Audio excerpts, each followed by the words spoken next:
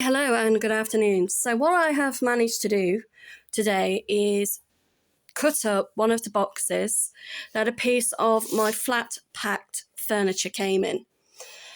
And what I'm going to now do with this cardboard is reuse it for something else. And one of those things is to line my vintage trunk with, which I've got here, my foot is on it, and I'm making it into a coffee table. Now, you're probably wondering, why on earth would I be looking at lining a vintage travel trunk with cardboard?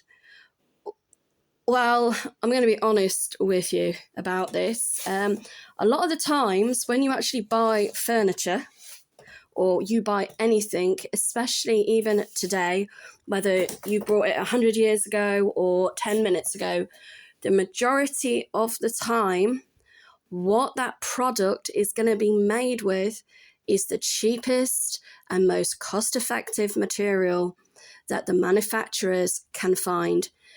And I'm going to tell you now, the majority of the time, it's cardboard. It's cardboard, it's MDF, it's plywood, it's pine wood, it's whatever they can get that's going to be the cheapest and most cost-effective way of them shipping something to a customer and making as many of them as they can as cheaply and as efficiently as possible. Now, this chest itself, the wood is actually pine. I'm going to say it's pine. It might not be, but I'm going to say it's pine because it looks like pine. It feels like pine.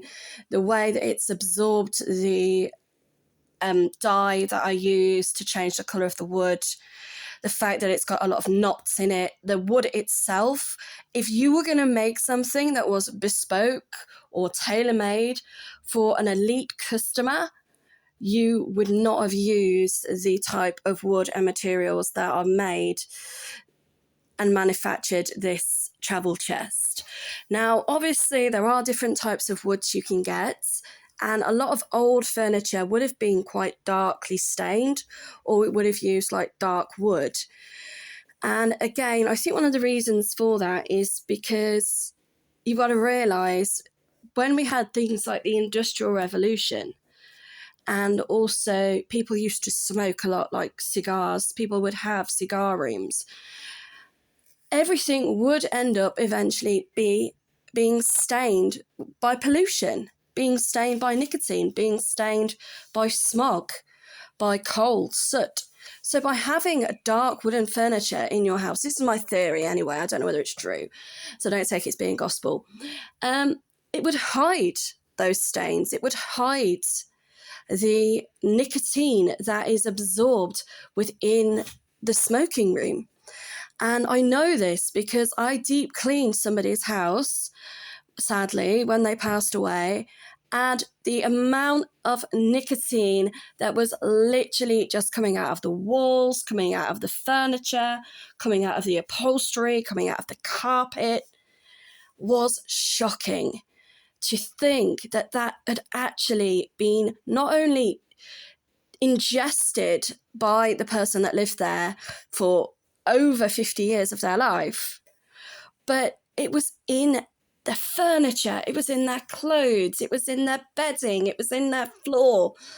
And I deep cleaned this person's house, and the majority of the stuff that was badly nicotine stained had to be thrown away. And there is a machine that on these programs where they do like how cleans your house and stuff, where they will actually go into a room and check what the air quality is of that room.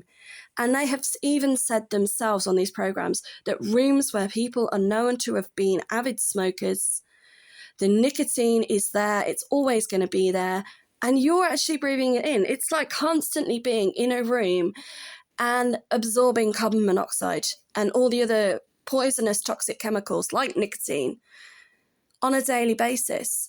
So I have, over the years, reverse engineered a lot of furniture for my friends, for my family, and just out of interest to see what it's made of.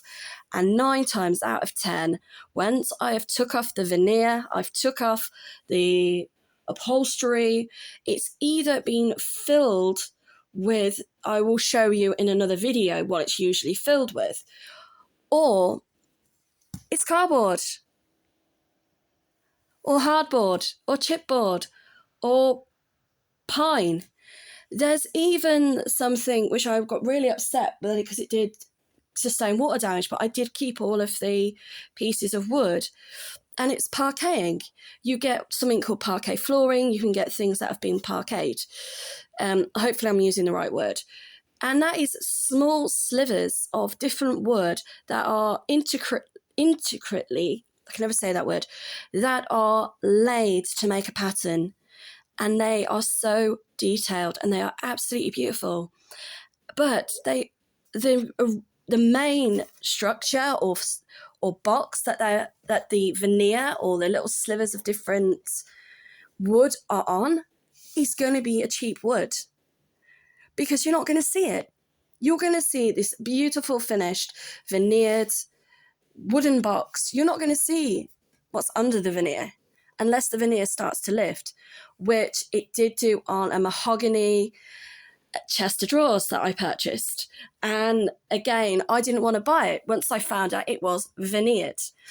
And they said, well, you know, it is mahogany. Yes, but it's veneered. It's not 100% mahogany, which is what I thought it was. And the veneer of the mahogany, again, has sustained water damage and has started to lift off. They were absolutely horrified that I requested that the person delivering it to my house cut off the feet of this veneered mahogany chest of drawers, which had dovetailed fixtures and fittings, so no nails for any of the God, I can't think of the word, for any of the cupboards, any of the drawers, within the chest of drawers. They were mortified. They actually rang me up and they said, are you really seriously going to tell this person to cut the feet off this mahogany chest of drawers? And I was like, you tell me it's 100% mahogany and I'll say no. And they went, no, it's not. And I went, well, then cut them off. Cut them off. Get it in the van and get in the car, whatever, and I'll deal with it. And I've still not dealt with it. And I have kept the feet. And I don't know what I'm going to do with them yet. I haven't decided, but I have kept the feet. So they're not gone to waste. Again, another thing that a lot of people in the olden days used to do was things like decoupage, so you can actually buy boxes for jewelry, and they're actually made of paper. And the way that they are made, the way that they are manufactured, and the way that they're sort of got this protective sort of glaze or sheen on them or varnish, unless you get them wet or they're subjected to moisture or damp, you wouldn't be able to tell what they're made of, not unless you cut one in half. Not that I'm saying cut your furniture in half, okay? But I have got stuff, and most of the time, even if it's from abroad, and like the Orient, you know, so when people used to buy things from, if they went to Egypt or they were lucky enough to go to China, even in today's society, your tourist tat that you buy, whether you brought it in the 1930s or you brought it in 2026, 9 times out of 10, it is going to be tourist tat, tourist shit.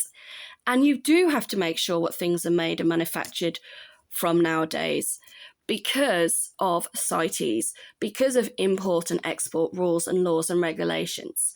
So you are more likely today to be stopped at the border if they think you are carrying something that shouldn't, one, have it been made in the first place, and two, you are not legally allowed to bring back into the country where you live. Whereas in the 1930s, you know, in the 1940s, 50s, 60s, whatever, even during like the Windrush, when people would have come over from Jamaica to work in the UK, and they would have brought heirlooms, they would have brought parts of their life with them. Even those sorts of things, due to new rules and laws and legislation, may not now legally be even allowed to be imported into the UK. I know places like Australia, they are really, really strict on import and export. So it's really important, you know, that if you are going to upcycle anything, make anything, manufacture anything, that you have traceability of what you've used and how you have made, managed, and produced that item. And it should clearly and precisely tell you this in the description of the product that you are buying. But I am telling you now, that is not always the case. All right. If they don't have to tell you, they won't. All right. But I'm telling you, 9 times out of 10, if something is made in another country, such as China, which a lot of stuff is, this cardboard itself was from China, it is going to comply with their rules and regulations, and not always the laws and rules and regulations of the country they're shipping the stuff to. So thank you if you have painstakingly been listening to my video and just looking at cardboard for the last 11 minutes. So I will end it there and I will carry on. Bye for now.